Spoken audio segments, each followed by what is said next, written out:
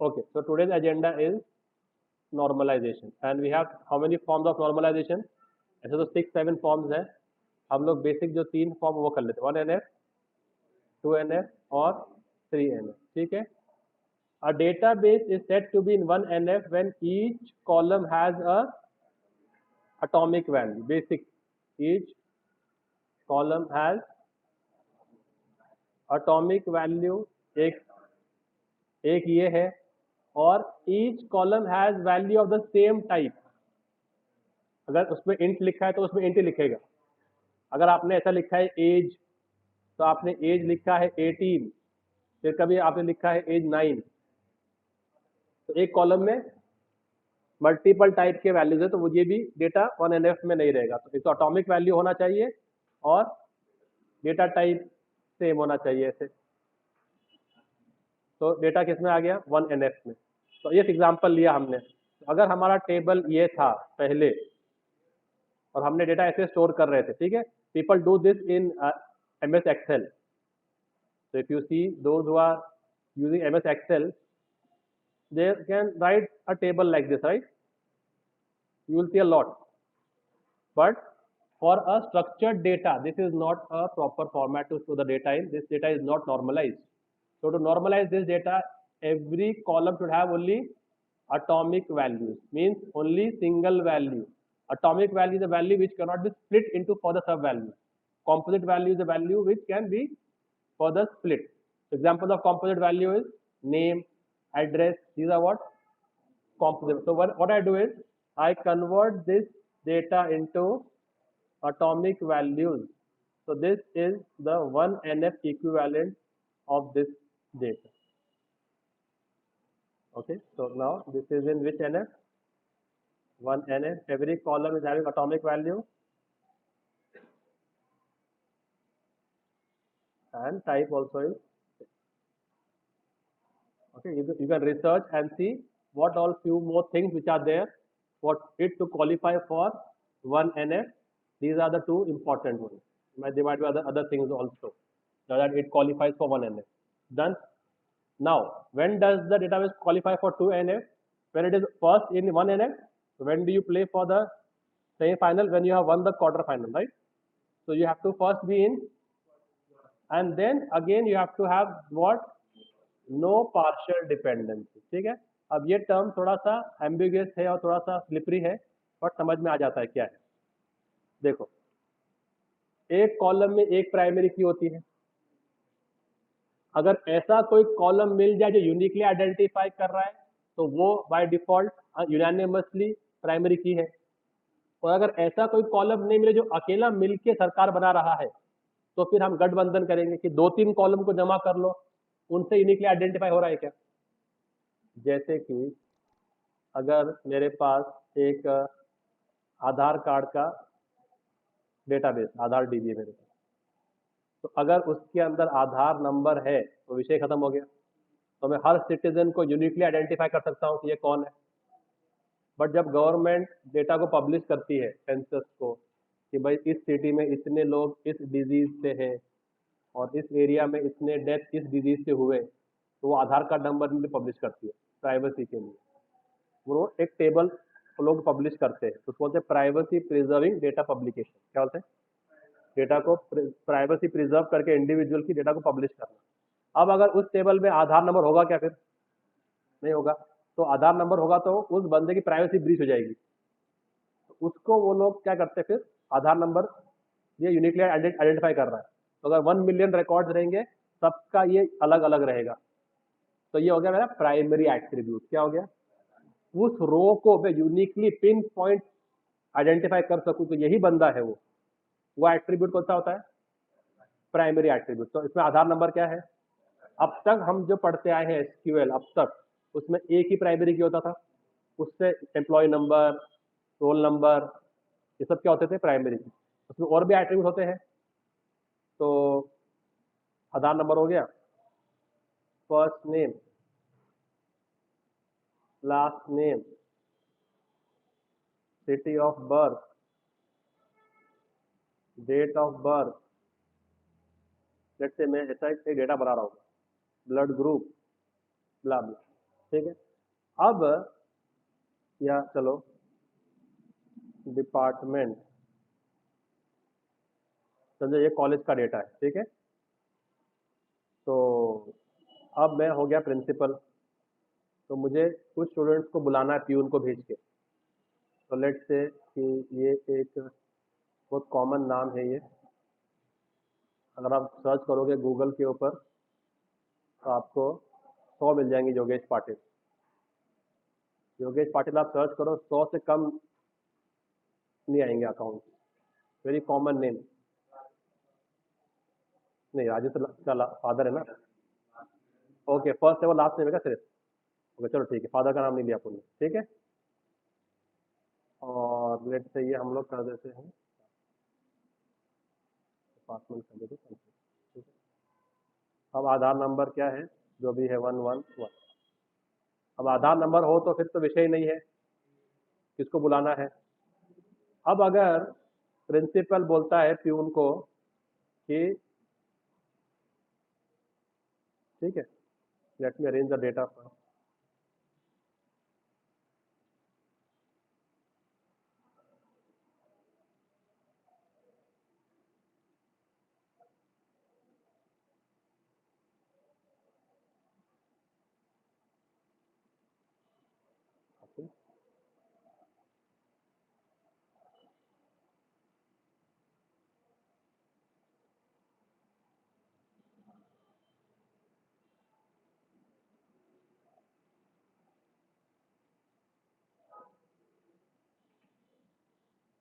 अब वो बोलता है कॉल योगेश, क्या बोलता है वो?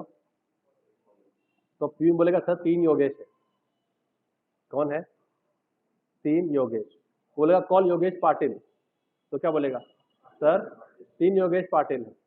तो अब फर्स्ट, आधार नंबर तो पब्लिश होगा नहीं, nobody will disclose the Aadhaar number. तो अभी ये एट्रीब्यूट नहीं है, तो एक कॉलम नहीं है जिससे मैं यूनिकली आइडेंटिफाई कर सकूं। जो कॉलम जिससे मैं यूनिकली रो आइडेंटिफाई कर सकूं उसको बोलते हैं प्राइमरी एट्रीब्यूट। क्या होता है इसमें? तो यहाँ एक प्राइमरी एट्रीब्यूट नहीं है। अब हम गठबंधन से बनाएंगे प्राइमरी एट्रीब्यूट, उन कॉलम्स को ज्वाइन करके यूनिकली आइडेंटिफाई करेंगे। तो सिर्फ मैं फर्स्ट नेम को कर सकता हूँ प्राइमरी एट्रीब्यूट? नहीं, क्योंकि इसमें 2 रिपीट हो रहे हैं। चलो फर्स्ट नेम लास्ट नेम को मर्ज करके करूँ क्या? तभी भी नहीं, तभी भी योगेश पाटिल भी 3 है। Okay, first name last name city of birth को करूँ क्या? हाँ, ये फॉर्म हो जा रहा है। तो फिर मैं क्या करूंगा, इन तीनों को मिला के प्राइमरी की बनाऊंगा। तो ये मेरे प्राइमरी एट्रीब्यूट क्या है ये। और मेरे नॉन प्राइमरी एट्रीब्यूट कौन है? जो प्राइमरी एट्रीब्यूट का हिस्सा नहीं है वो नॉन प्राइमरी एट्रीब्यूट। क्या हो गया? कोई शक?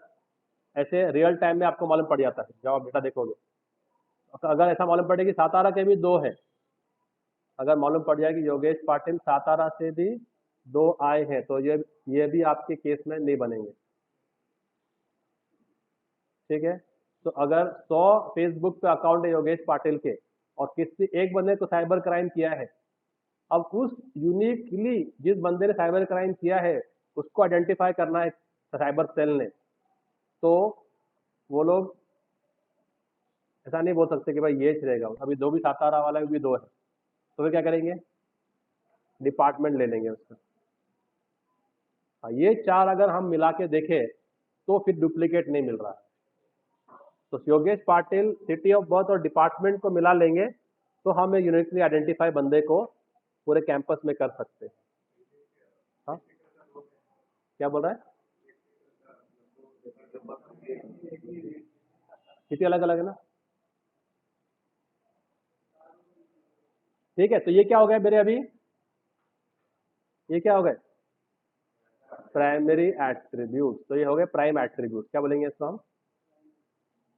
और इनके अलावा जितने भी डेटा है वो नॉन प्राइम एट्रीब्यूट है। क्या है वो? नॉन प्राइम एट्रीब्यूट, ठीक है। तो जैसे अभी उसका ब्लड ग्रुप हो गया, ठीक है, उसका लोकल एड्रेस हो गया, मोबाइल नंबर हो गया, ठीक है, जो भी है। ये मोबाइल नंबर होता तो फिर तो मसला नहीं आता, मोबाइल नंबर के लिए वो निकाल दिया, ठीक है, मोबाइल नंबर को निकाल दिया। ब्लड ग्रुप हो गया, उसकी हाइट हो गई, उसका वेट हो गया, ये सब चीज़ें अपन ने ले लिया समझा। तो ये सब क्या हो गए?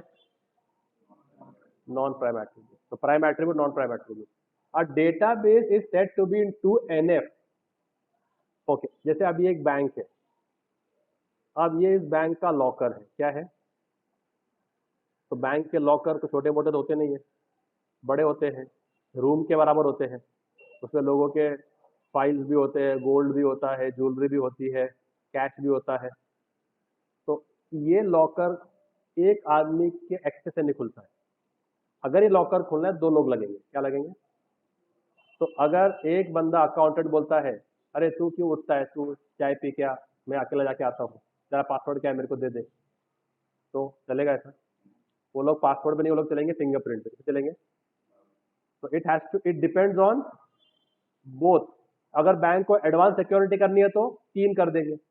अगर वो लॉकर खोलना है तो बैंक के 3 एम्प्लॉय जब जमा होंगे और तीनों अपना थंब लगाएंगे तब खुलेगा, वरना नहीं खुलेगा।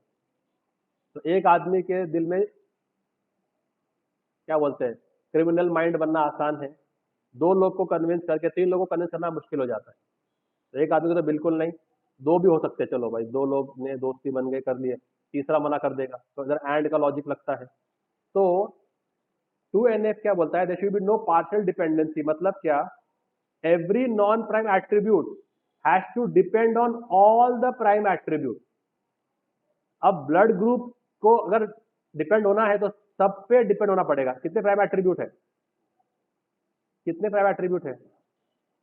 ब्लड ग्रुप सिर्फ फर्स्ट नेम और लास्ट नेम पे डिपेंड नहीं हो सकता, उसको सब पे डिपेंड होना पड़ेगा। अगर वो किसी, तो every non prime attribute has to depend on all the prime attribute, not a subset of the prime attribute.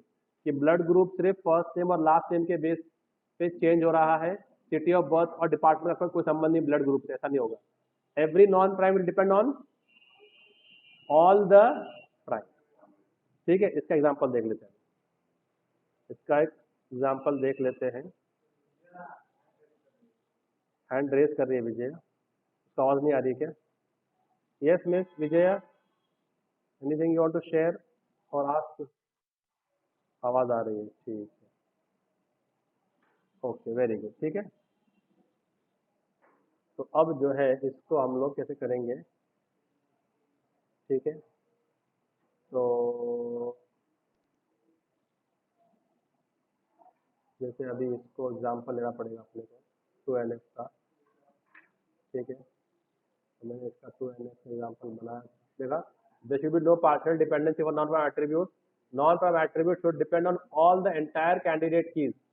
ठीक है, जब ये मल्टीपल हो जाते हैं प्राइम एट्रीब्यूट तो फिर ये बन जाते हैं कैंडिडेट की, क्या बन जाते हैं ये? तो ये सब कैंडिडेट मिलके प्राइमरी की फॉर्म करे ना, तो ये क्या बन जाते हैं? कैंडिडेट की। जब एक प्राइमरी की नहीं होता है तो मल्टीपल प्राइमरी की मिलके जब मल्टीपल एट्रीब्यूट मिलके जब प्राइमरी की बनाते हैं तो वो क्या बन जाते हैं? कैंडिडेट। ओके, नाउ इसका एग्जांपल लेते हैं, ठीक है? इसका एग्जांपल लेते हैं, मैं तुमको समझाने के लिए करता हूँ, तो एग्जांपल समझो। अगर मैं ऐसा रिलेशनशिप बना दूं कि ये सप्लायर है, ठीक है, ये अभी थोड़ा सा टेक्निकल डिस्कशन है, इंटेलेक्चुअल डिस्कशन है, तो कुछ लोगों को इसमें स्लिपरी होगा और कुछ लोगों को एंजॉय होगा कि हाँ भाई ये चीज़ें मुझे एक्चुअल इंटरव्यू में काम आएगी। कॉन्सेप्ट क्लैरिटी देखता है इंटरव्यूअर, बोल बच्चन देखता नहीं, थ्योरी कितना पढ़ा है आपने, जो क्लैरिटी मैटर्स। अब एक सप्लायर है और एक प्रोडक्ट है, ठीक है? तो लेट्स से मेरे पास सप्लायर नंबर, हाँ,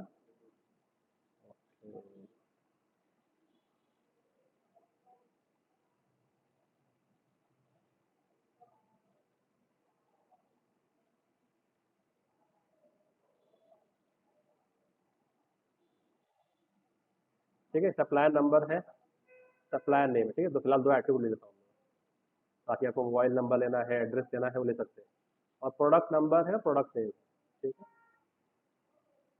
अब आप फ्लिपकार्ट पे या अमेजोन पे जाएंगे तो आपको एक ही प्रोडक्ट मिलेगा अलग अलग सप्लायर, ठीक है? अगर मेरे को 1 TB की हार्ड डिस्क लेनी है तो वो WD की 1 TB की हार्ड डिस्क मुझे मिलेगी रीगल सप्लायर से भी, ठीक है? जरा अपन यहाँ से ले लेते, ठीक है? अपने नाम लेने से, भावेश सप्लायर्स और भूषण सप्लायर। तो कितने सप्लायर हो गए हमारे पास? और प्रोडक्ट भी दो है मेरे पास, 1 TB की हार्ड डिस्क और 2 TB की हार्ड डिस्क। WD की, वेस्टर्न डिजिटल की 1 TB की पोर्टेबल हार्ड डिस्क। और प्रोडक्ट नंबर 2 क्या है? वही कंपनी की 2 TB की पोर्टेबल हार्ड डिस्क। ठीक है, कोई शक? अब इसको how will you relate supply with product? Many to many. One supply के supply many product. Bhavesh can supply both. Bhavesh के पास 1 TB का भी स्टॉक है और भावेश के पास 2 TB का भी स्टॉक है। तो लेट्स से भावेश के पास 100 1 TB है, 100 2 TB, 100 2 TB है, बट मुझे रिक्वायरमेंट 200 की है। कितने की रिक्वायरमेंट है? 200 1 TB, 200 2 TB। तो क्या करूंगा मैं? 100 लूंगा भावेश से और बचे 100 किससे लूंगा? So one supplier is supplying many products and one product is being supplied by। तो जब दोनों दिशा से 1 to many होता है, इसको बोलते हैं मैनी टू मैनी। क्या बोलते हैं उसको? जब दोनों दिशा से क्या होता है? 1 to many from both direction, 1 to many from left to right also। one supply supplying many products। Possible है, दिख रहा है इसमें? कौन है वो सप्लाई जो मेरे प्रोडक्ट सप्लाई कर रहा है? भावेश 1 TB भी दे रहा है और 2 TB भी दे रहा है। हो गया। और यहाँ से भी 1 to many है। One product that is 1 TB का hard disk is being supplied by मेरे सप्लायर। तो इस केस में क्या होता है फिर? मैनी टू मैनी में थर्ड टेबल बनती है। क्या बनती है? थर्ड टेबल बनती है। थर्ड टेबल में दोनों के प्राइमरी के रेफर होते हैं। ठीक है, तो थर्ड टेबल में क्या बनेंगी? दोनों के प्राइमरी की रेफर होंगे। ठीक है, समझो इसको, थोड़ा सा समझने वाली बात है। समझ में आ गया तो आपको कोई कंफ्यूज नहीं कर सकता इंटरव्यू के अंदर। तो मैनी टू मैनी में क्या होता है? थर्ड टेबल बनती है जिसमें दोनों के प्राइमरी की रेफर होते हैं। प्राइमरी की क्या है सप्लायर का? बोलो भाई। और प्राइमरी की क्या है प्रोडक्ट का? P number. अब इन दोनों के फॉरन के यहाँ पर आएंगे तो क्या आएगा? बोलो। S नंबर और P नंबर। तो अब अगर मैं बोलूँ 1 1, इसका मतलब क्या? इसका मतलब क्या? हाँ, भावेश की सप्लाई करी हुई 1 TB की हार्ड डिस्क। तो लेट से भावेश जो है आउट ऑफ महाराष्ट्र है, तो भावेश वो दे रहा है लेट से 4,500 में। ये उसका प्राइस हो गया। तो प्राइस एट्रीब्यूट है ना। ओके, अब 1 और 2 मतलब भावेश की सप्लाई करी हुई 2 TB, वो दे रहा है 6,500।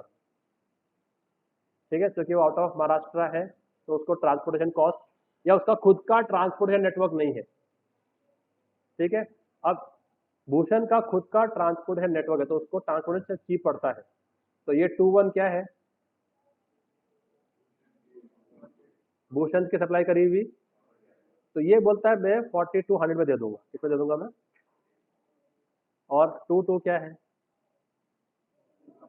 तो ये मैं दे दूंगा 6,000 में दूंगा। सही है। तो अब जब बंदा गूगल पे जाके, फेसबुक पे जाएगा या फ्लिपकार्ट पे जाएगा, देखेगा 1 TB, तो सर्च करता है सस्ती कहाँ मिल रही। देखा होगा आपने, वाटर बॉटल आप देखते हैं, वही वाटर बॉटल 199 की दिखा रहा है, वही नीचे 149 की दिखा रहा है। सेम टू सेम, सिर्फ सप्लायर अलग है और फिर उसकी रेटिंग देखते हैं आप। तो वैसे आप उसको खरीदना है बंदे को 1 TB की हार्ड डिस्क, तो वो देख रहा है कि भाई ये वाली भी है, ये वाली भी है। अब इस टेबल में कोई प्राइमरी की है क्या? है? नहीं है। तो फिर हम इन दोनों कॉलम को मर्ज करके प्राइमरी की बनाएंगे, क्योंकि ये फिर रिपीट नहीं होंगे। ये कॉलम की जोड़ी पूरे टेबल में रिपीट नहीं होंगे। यस कौन हो? नहीं समझ में आ रही बात? समझ में नहीं आ रही? इस टेबल में थर्ड टेबल को जिसको हम बोलेंगे सप्लायर प्रोडक्ट, कोई प्राइमरी की है क्या इसमें? प्राइमरी की रिपीट नहीं होती। तो फर्स्ट कॉलम प्राइमरी की है क्या? क्यों नो? 2 बार आया है। सेकंड कॉलम प्राइमरी की है क्या? और थर्ड कॉलम प्राइमरी की है क्या? Can you make cost as primary key? वरना अगर तूने बना दिया कॉस एक्स प्राइमरी की तो 4,500 का आप और कुछ नहीं बेच सकते, तो लॉजिक ही नहीं बन रहा है। तो अब यहाँ पर प्राइमरी की नहीं है, तो अब मुझे यहाँ पर कैंडिडेट की ढूंढने हैं जो मिलके यूनिकली आइडेंटिफाई कर रहे हैं रो को। तो कैंडिडेट कीज कौन है अभी? कैंडिडेट कीज कौन है? ये दोनों मिलके यूनिकली आइडेंटिफाई कर रहे हैं, क्योंकि इसका जोड़ी रिपीट नहीं हो, 1 1 रिपीट हो रहा है क्या पूरे डेटाबेस में? होगा भी नहीं कभी रिपीट। 1 2 होगा, बाकी अलग होगा परम्यूटेशन, बट 1 1 रिपीट नहीं होगा। 2 1 2, अभी मेरे पास 1 मिलियन प्रोडक्ट भी है, 10 लाख प्रोडक्ट भी है मेरे पास, 1 2 का रो वापस रिपीट नहीं होगा। समझ में आ रहा है? तो ये प्राइमरी की, तो प्राइम एट्रीब्यूट कौन से हो गए? जब एक प्राइमरी की नहीं हो तो मल्टीपल प्राइम कॉलम्स को मिला के प्राइमरी की फॉर्म करते हैं। तो ये मेरे प्राइम एट्रीब्यूट कौन कौन हो गए? हाँ, एस नंबर समझो। हाँ, इसको अभी मैं इस पे आ रहा हूँ, 2NF पे आ रहा हूँ। तो अभी मेरे प्राइमरी एट्रीब्यूट कौन हो गए? बोलो। तो ये मैंने बात कर दिया ग्रीन के अंदर, तो मैं इसको PA लिख रहा हूँ। क्या लिख रहा हूँ? क्या लिख रहा हूँ उसके आगे?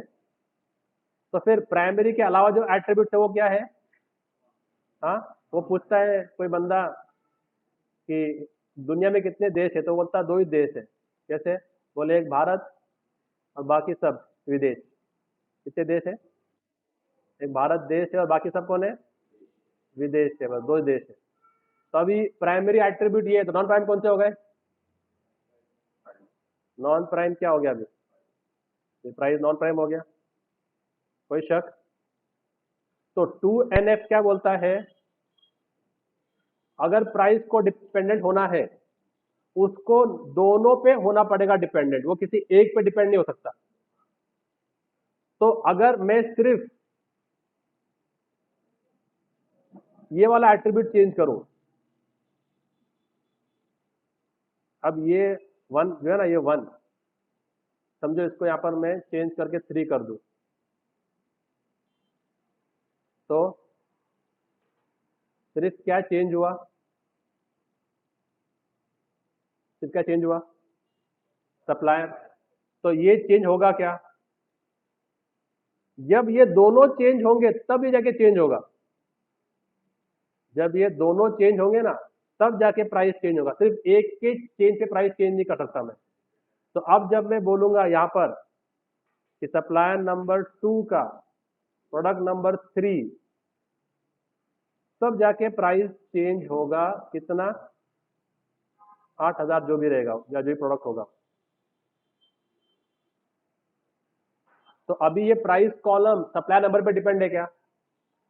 प्राइस कॉलम प्रोडक्ट नंबर पे डिपेंड है क्या? क्या दोनों पे डिपेंड है? दोनों को चेंज करोगे तब जाके यहाँ चेंज आएगा। आप किसी एक को चेंज करोगे तो इसको चेंज नहीं कर सकते। तो the non prime is dependent on all the prime attributes. The non-prime cannot depend on the subset of the prime attribute. Partial dependency नहीं चाहिए। समझ में आ रहा है? क्या है second? 2NF। A database is said to be in 2NF when it has, देखो यहाँ पर 1NF है, plus there should be no partial dependency for the non-prime attribute. Non-prime attribute should be dependent on the entire candidate key. Candidate key मतलब क्या? Prime attribute ना। Candidate keys क्या है? वो प्राइम एट्रीब्यूट जो मिलकर अभी यूनिकली आइडेंटिफाई कर रहे हैं। तो कौन है वो? एस नंबर और एन नंबर। तो इसको दोनों पे डिपेंड होना पड़ेगा, किसी एक पे डिपेंड नहीं हो सकता। समझ में आ रहा है?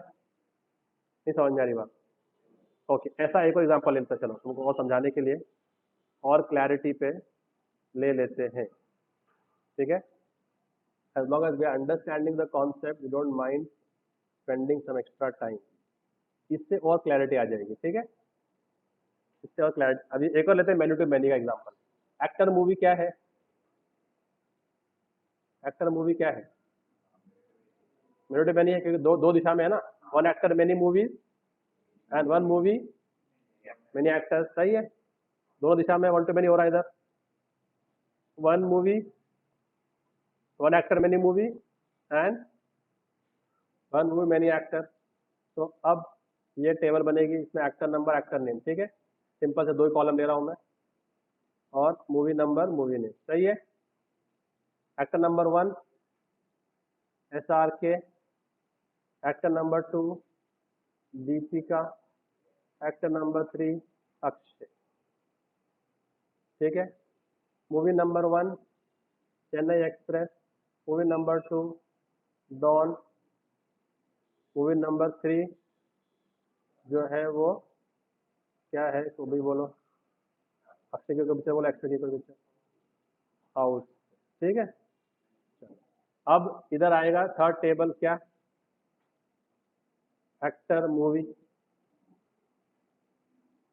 सही है, तो आप कैसे करेंगे इसको, तो इसका प्राइमरी की इधर आ जाएगा और इसका प्राइमरी फॉरेन की इधर आ जाएगा, राइट। अब इसका मीनिंग क्या है, एक्टर नंबर 1 मूवी नंबर 1 मतलब कौन, बोलो। शाहरुख खान ने जब चेन्नई एक्सप्रेस किया तो उसने कितना चार्ज किया, तो उसने चार्ज किया लेते 500 यूनिट। अभी 500 सोने की मुद्राएं हैं क्या, जो भी है, इसका मीनिंग क्या है, जब SRK ने डॉन किया तो कितना चार्ज किया, 300 सोने की मुद्राएं। 2-1 मतलब क्या, जब दीपिका ने क्या किया, चेन्नई एक्सप्रेस किया, ठीक है, तो उसने चार्ज किया होगा लेते 400 यूनिट। सही है, तो इसमें प्राइम एट्रीब्यूट कौन सा है, ए नंबर, क्योंकि ये वापस रिपीट नहीं होगा पूरे डेटाबेस में। यस और no, it can not come again कि 1-1 ने शाहरुख खान ने फिर वापस और चार्ज किया चेन्नई एक्सप्रेस के लिए 300, ऐसा होगा क्या। तो प्राइमरी एट्रीब्यूट कौन से है अभी इसमें,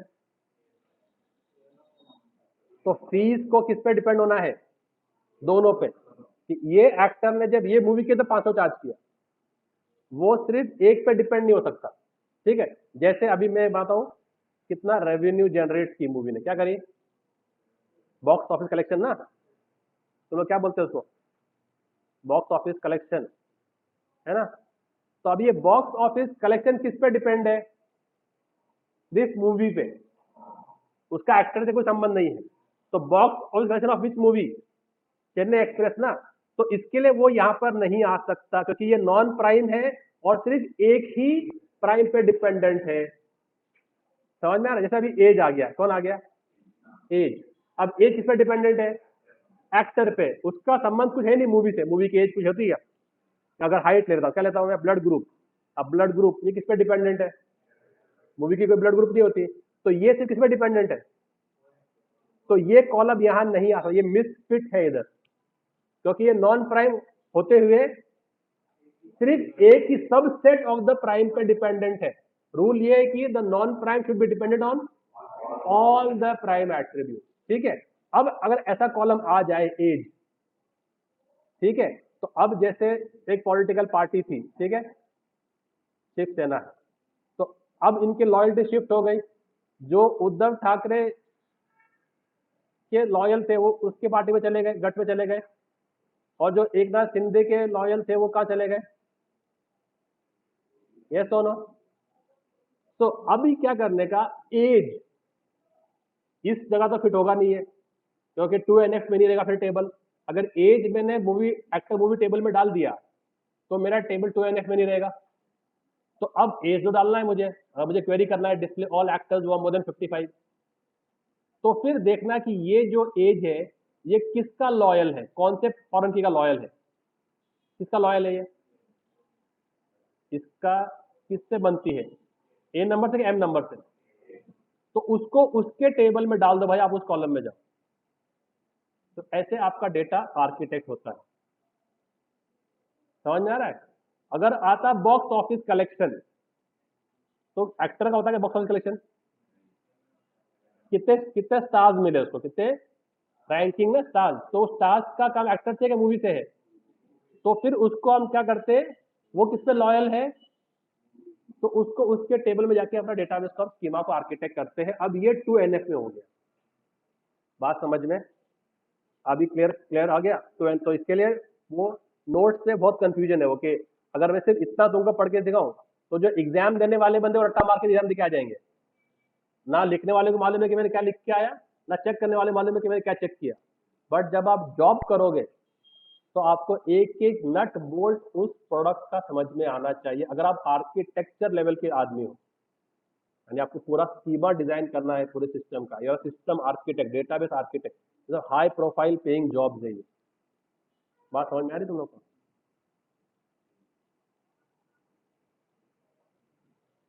So now, when is the database set to be in 3NF? हाँ, beautiful. When it should be in, and there is no transitive dependency. अब ये भी एक ऐसा स्लिपरी टर्म है, अब उन लिख के आ जाते, लिख के आए होंगे अब तक, डेटाबेस का एग्जाम सबने दिया है। तो a database is set to be in 3NF when there is क्या? When it is in 2NF plus there is no transitive dependency. So when is it in 3NF? When it is in 2NF plus there is no transitive dependency. ठीक है? तो मैंने किसी student को scold किया, तो मेरा स्टूडेंट उसको वापस स्कोल्ड कर रहा है। मैं स्कोल्ड किया तो मेरे पास अथॉरिटी है, स्टूडेंट को स्कोल्ड करने की अथॉरिटी। डॉक्टर ने आपको इंजेक्शन लगाई, क्या करते हैं आप? सबको लगाते बैठते हैं इंजेक्शन, सबको क्या बोलते हैं? डॉक्टर के पास जाओ। तो ट्रांजिटिव डिपेंडेंसी क्या बोलता है? नॉन प्राइम को प्राइम पे ही डिपेंडेंट होना चाहिए। अंधे आदमी को रोड क्रॉस करना है तो उसको आंख वाले का सहारा लगेगा, आंख वाले का हाथ पकड़ना पड़ेगा। अंधा आदमी का हाथ पकड़ेगा तो रोड क्रॉस नहीं कर पाएगा। तो अगर कोई नॉन प्राइम है तो उसको किस पे डिपेंड होना है? प्राइम पे। नॉन प्राइम पे डिपेंड नहीं हो सकता। नॉन प्राइम, जैसे फॉर एग्जांपल देखो ये, तो ये जो है स्टूडेंट नंबर, रोल नंबर हो गया, तो ये क्या है? प्राइमरी एट्रीब्यूट हो गया, सिंपल है।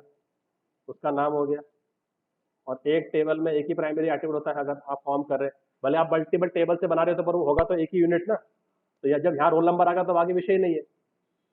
जब मुझे यूनिकली एक कॉलम से मिल रहा है तो मैं 2-3 कॉलम पे क्यों जमा करूँ? तो प्राइम एट्रीब्यूट कौन है इसमें? रोल नंबर है, उसका नाम आ गया। ठीक है, अब जो है उसने एक क्या करा, डिपार्टमेंट नेम ले लिया, कौन से डिपार्टमेंट में वो एनरोल किया है, और फिर क्या आ रहा है? एचओडी में। सही है? तो ये मेरा एक सिंपल सा कॉलम बन गया। ये एक अब नॉर्मल टेबल है, इसमें बहुत सारी अनॉमली। ये टेबल थर्ड एनएफ में नहीं है। अब क्यों नहीं है देखते। रोल नंबर 1 प्राइमरी एट्रीब्यूट कितने हैं इसमें? प्राइमरी एट्रीब्यूट कितने हैं? ओ माय माय, अभी तुम लोग ध्यान दो, ये एडवांटेज है तुम लोग का, ऑफलाइन वालों का। बाकी लोग ध्यान दो। तो स्क्रीन ही बंद हो गया।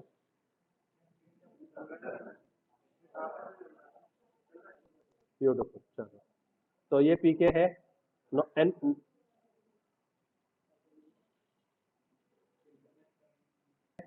तो ये प्राइमरी है, तो नॉन, ये बाकी सब, ये क्या बाकी क्या पीके क्या? प्राइम एट्रीब्यूट और नॉन प्राइम ना। ये पीके है, तो दिख रहा है अभी? तो पीके एक है, तो ये बाकी दोनों, बाकी सब क्या है? नॉन प्राइम है ना। तो नॉन प्राइम किस पे डिपेंड होगा? यानी अगर वो वैल्यू चेंज किए तो वैल्यू चेंज होगा। Every non prime should depend on. तो ट्रांजिट डिपेंडेंसी क्या है? डेफिनेशन ये है, every non prime must depend on prime attribute only. Non prime can not depend on. अंधा अंधे का हाथ पकड़ के road cross, non prime can not depend on another. Non prime को डिपेंड हो तो उसको सी पे ट्रांजिट भी चाहिए, कि मैंने सुई लगाया भावेश को, भावेश जाके सुई लगा रहा है प्रेम को, ये ट्रांजिटिव हो गया। वो मुझे भी प्रेम, तू भी सर के पास ही जा सुई लगाने के लिए, डॉक्टर के पास ही जा, तो ये ट्रांजिटिव नहीं हुआ। तो अब एनपी किस पर डिपेंड होना चाहिए? क्योंकि अगर रोल नंबर चेंज किया, प्राइमरी को चेंज किया, तो एनपी चेंज होना चाहिए, इसको डिपेंड। तो 2, अगर यहाँ पर 2 हो गया तो ये चेंज होना चाहिए। एलिस है, तो अगर मैंने प्राइमरी की चेंज की तो non prime should change, right. ऐसे ही अभी डिपार्टमेंट है, तो डिपार्टमेंट क्या है, कॉम। तो कॉम का एचओडी लेट से फ्रैंक है, कौन है, फ्रैंक। बेन का भी डिपार्टमेंट क्या है, कॉम है, तो कॉम का डिपार्टमेंट क्या है, फ्रैंक। तो अभी यहाँ पर आपने गौर किया होगा कि ये जो फ्रैंक है, ये प्राइम है नॉन प्राइम है, हाँ भाई नॉन प्राइम है। तो इसने किस पे डिपेंड होना चाहिए, रोल नंबर पे, बट ये किस पे डिपेंड है, एचओडी किसका होता, डिपार्टमेंट का ना। जब मैं डिपार्टमेंट चेंज कर रहा हूं तब फिर एचओडी चेंज हो रहा है। तो ये नॉन प्राइम है और किस पर डिपेंड हो रहा है, दूसरे नॉन प्राइम पे। ऐसा नहीं होना चाहिए, ट्रांजिटिव डिपेंडेंसी नहीं होना चाहिए, नॉन प्राइम से डिपेंड ऑन प्राइम। आप एम्प्लॉय नंबर चेंज करोगे तो डिपार्टमेंट चेंज होना चाहिए, बट यहां पर क्या हो रहा है, एचओडी किस पर डिपेंड हो रहा है, नॉन प्राइम होते हुए, क्योंकि डिपार्टमेंट चेंज एचओडी चेंज, ऐसा नहीं है। तो ये है 3NF में नहीं है। तो इसको 3NF में करना है तो स्प्लिट कर दो, क्या कर दो, अभी टेबल को स्प्लिट कर दो, स्टूडेंट अलग कर दो और डिपार्टमेंट अलग कर दो। स्टूडेंट में क्या कर दो, रोल नंबर, इसका इसका प्राइमरी की, एस नेम, ठीक है, और यहाँ पर क्या कर दो, DNO और डी नेम। अब ये दोनों प्राइमरी की हो गए। तो ऐसे आपको आपका डेटा बेस को आर्किटेक्ट करना पड़ता है, और ये सवाल पूछते हैं वो लोग। अगर आप SQL डेवलपर का रोल अप्लाई करते हो ना, तो ये इस बेस पे आप जॉब क्रैक कर सकते हो। पीके अब यहाँ पर क्या आएगा, वन और एलिस। अब एलिस कौन से डिपार्टमेंट में है, तो यहाँ पर क्या आएगा, वन और कॉम, टू और सिविल, है ना। तो अब एलिस को डिपार्टमेंट नंबर यहाँ दे देंगे ना, वन डिपार्टमेंट है, यानी स्टूडेंट्स ना, राइट। तो 1 to many कर देंगे इसको। तो जो वन का प्राइमरी की है वो मैनी में क्या के बन जाता है, फॉरेन के बन जाता है ना। और फिर हम इधर मैप कर देंगे भाई, ये आपका एलिस, आपका डिपार्टमेंट नंबर क्या है, 1। क्यों करेगा, मैन्युटी में थोड़ी, मैन्युटी में थोड़ी होता है।